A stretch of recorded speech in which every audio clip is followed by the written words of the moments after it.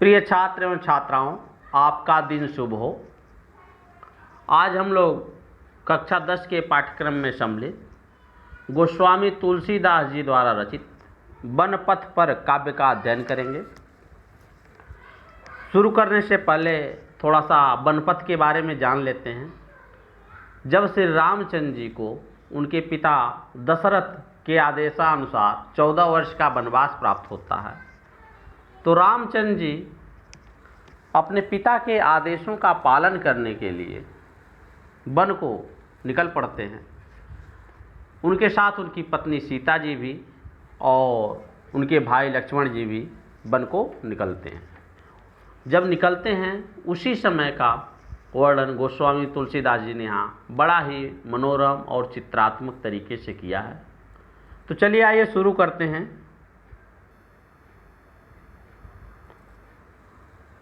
बनपथ पर पुरते निकसी रघुवीर बधु धरि धीर दये मग में डगद्वय झलकी भरी भाल कनी जल की पुट सूखी गए मधुराधर वे फिर बूझत है चलनो अब केतिक पड़ कुटी करिहो कितवे तिय की लखी आतुरता पिय की अखिया अति चारु चली जल चुए। व्याख्या से पूर्व कठिन शब्दों के अर्थ देख लेते हैं। पूर्ते मतलब नगर से, रघुवीर बधु रघुवीर रामचंद्र जी, बधु यानी उनकी स्त्री अर्थात सीता जी, धैर्य धीर धैर्य धारण कर, मग मीन्स रास्ते में, डगद्वे दो कदम, भाल माने मस्तक पर, कनी माने बूंदे पानी की बूंदे या पसीने की बूंदे, मधुराधर मधुर अधर दो शब्द हैं इसमें, तो कोमल होठ, बूझत है माने पूछती हैं, केतिक माने कितना, पड़ कुटी पड़ माने पत्ता पेड़ों के पत्ते, कुटी माने कुटिया झोपड़ी पत्तों की झोपड़ी, ती माने पत्नी, लक्ष्य माने देखकर, अति चारु अति माने अत्यधिक, चारु माने सुंदर अत्यधिक सुंदर, जल चुए माने चू पड़ना टपक पड़ना, आंसू टपक गए आंखों से आंसू चू पड़े।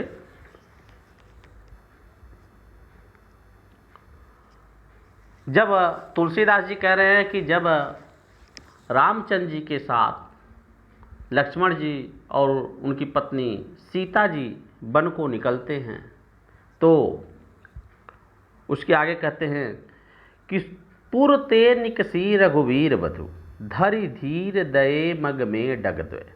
पुरते यानी नगर से निकली हैं रघुवीर वधु अर्थात सीता जी। जब राम और लक्ष्मण जी के साथ में वनवास को जाने के लिए सीता जी निकली हैं नगर से, तो धरि धीर धैर्य धारण करके दये मग में डगद्वय, रास्ते में दो ही कदम अभी दी हैं। श्री रामचंद्र जी और लक्ष्मण जी के साथ सीता जी भी वन को जाने के लिए अभी नगर से निकली हैं, अभी दो ही कदम चली हैं। तो क्या होता है, झलकी भरी भाल कनी जल की, झलकी माने झलक उठी दिखाई पड़ने लगी, भरी भाल भरी माने पूरे, भाल माने मस्तक पर, कनी माने कण बूंदे जल की अर्थात पसीने की।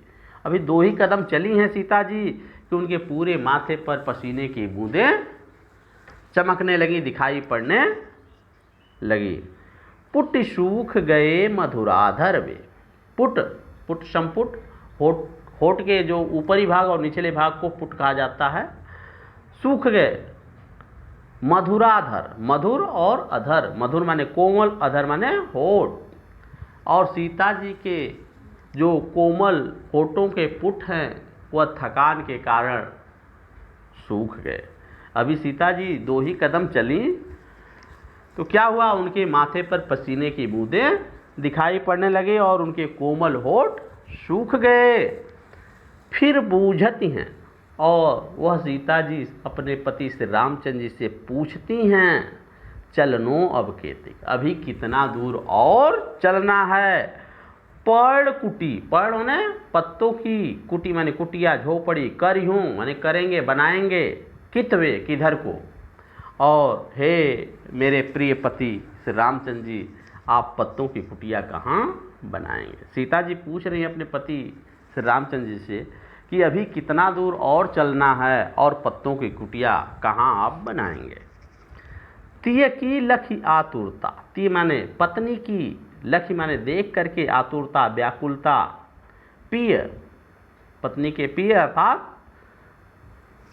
रामचंद्र जी की अखिया माने आँख, अतिचार अत्यधिक सुंदर आँखों से चली जल चुए, आंसू टपक गए, आंसू गिरने लगे। अर्थात अपनी पत्नी की ऐसी बातों को सुनकर श्री रामचंद्र जी के अतिचारु अखिया अर्थात अत्यधिक सुंदर आँखों से आंसू टपक गए, आंसू बहने लगे।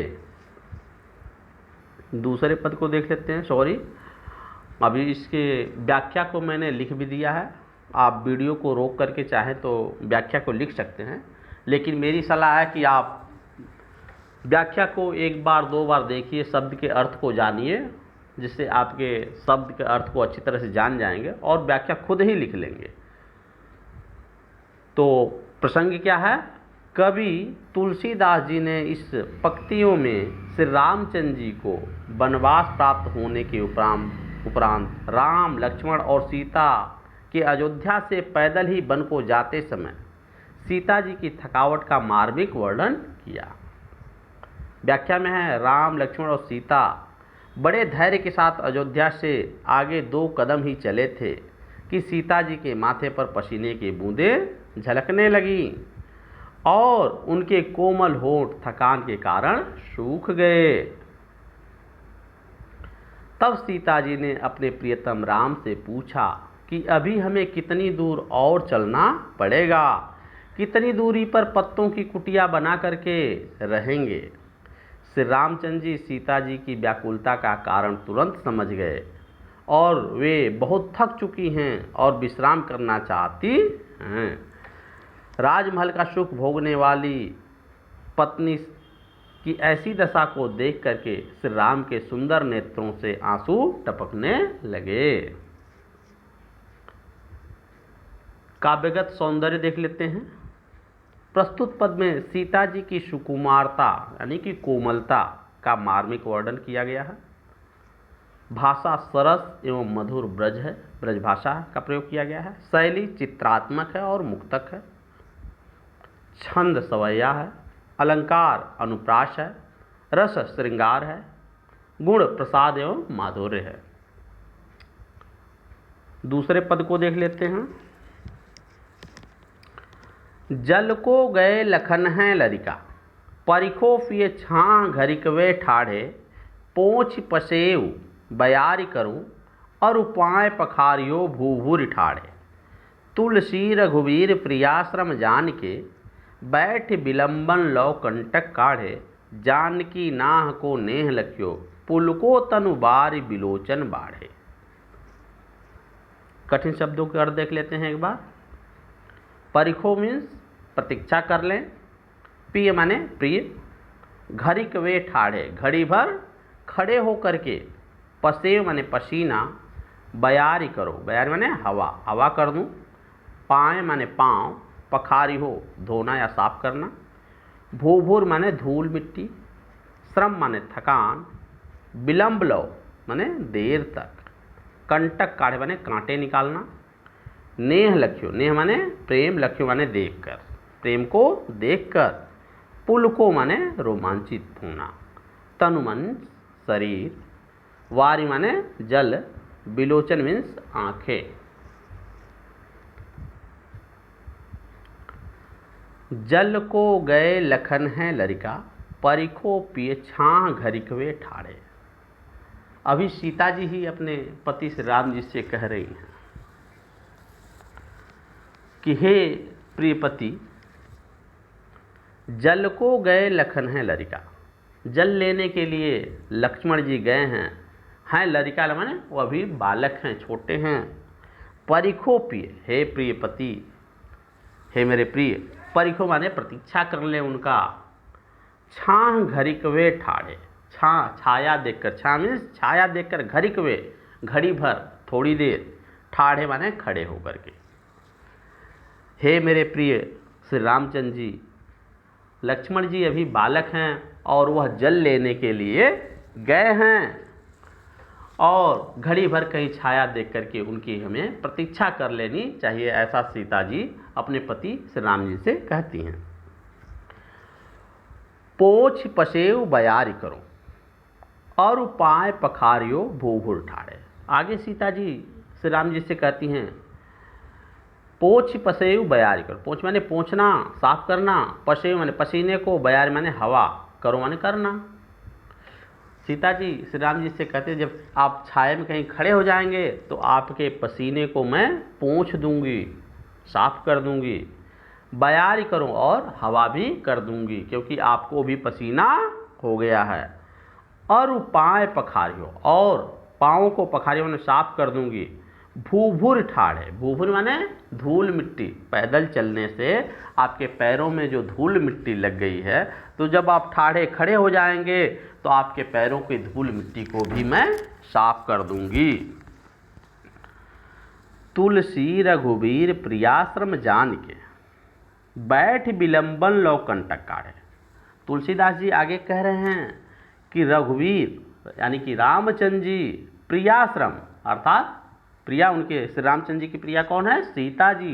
श्रम मीन्स थकान को जान करके सीता जी की थकान को जान करके श्री रामचंद्र जी बैठ विलंबन लो, बैठ करके विलंब तक, देर तक कंटक काढ़े, कांटे निकालें। जब पैदल चलने से, नंगे पांव चलने से सीता जी के कोमल पैरों में छोटे छोटे कांटे लग गए हैं, तो श्री रामचंद्र जी यह जान गए कि सीता जी थक गई हैं और उनको थोड़ा सा विश्राम मिल जाए, तो उन्होंने क्या किया कि अपनी सीता जी की, अपनी प्रिय सीता जी को के थकान को जान करके देर तक उनके पैरों से कंटक निकालते रहे, कांटे निकालते रहे, जिससे उनको थोड़ा सा आराम मिल जाए, विश्राम मिल जाए।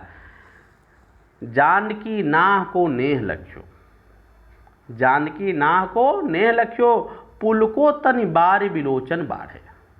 जानकी अर्थात सीता जी, नाह माने उनका, किसका?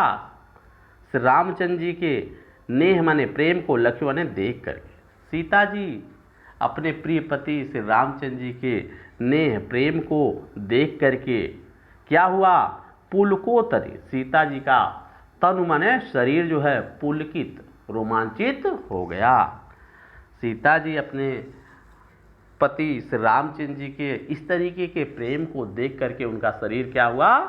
पुलकित हो गया।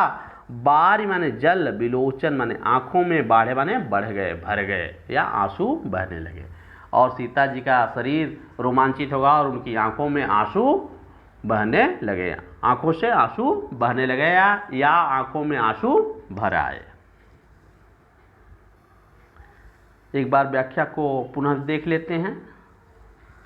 प्रसंग, इन पंक्तियों में तुलसीदास जी ने सीता जी की सुकुमारता और उनके प्रति राम के सहज प्रेम का चित्रण किया है।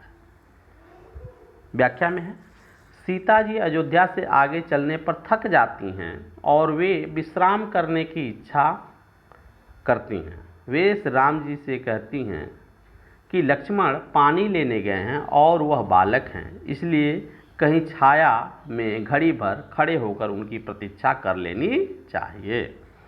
इतनी देर में मैं आपका पसीना पोंछकर हवा कर दूंगी और गर्म रेत पर चलने से आपके पांव में धूल मिट्टी लग गई है, उन्हें मैं साफ कर दूंगी। श्री रामचंद्र जी यह सब सुनकर समझ गए कि सीता जी अब थक चुकी हैं और स्वयं विश्राम करने के लिए कहने में सकुचा रही हैं, इसलिए वे बैठ गए और बड़ी देर तक सीता जी को अधिक समय तक विश्राम देने के उद्देश्य से बैठ करके उनके पैरों में चुभे हुए कांटे निकालते रहे। अपने प्रति पति का ऐसा प्रेम देखकर सीता जी का शरीर रोमांचित हो गया और उनकी आंखों से प्रेम के आंसू टपकने लगे। काव्यगत सौंदर्य में है, तुलसीदास जी ने श्री राम और सीता के एक दूसरे के प्रति प्रेम और समर्पण का भाव का बड़ा ही सुंदर चित्रण यहाँ किया है। भाषा ब्रज है, शैली मुक्तक है, छंद सवैया है, रस श्रृंगार है, अलंकार अनुप्रास है, गुण माधुर्य है। वीडियो यदि आपको पसंद आई हो तो लाइक कर दें और चैनल को सब्सक्राइब कर लें, बेल आइकन को दबा लें, जिससे अगली वीडियो आपको मिलती रहे। 2 पद इस वीडियो में रहेंगे, अगली वीडियो छोटी छोटी वीडियो रहेगी तो आसानी से आप समझ जाएंगे और देख लेंगे। इस वन पद में 5 पद हैं, जिसमें से 2 पद इसमें हो गए। 3 पद के लिए अगली वीडियो बनाऊंगा। धन्यवाद।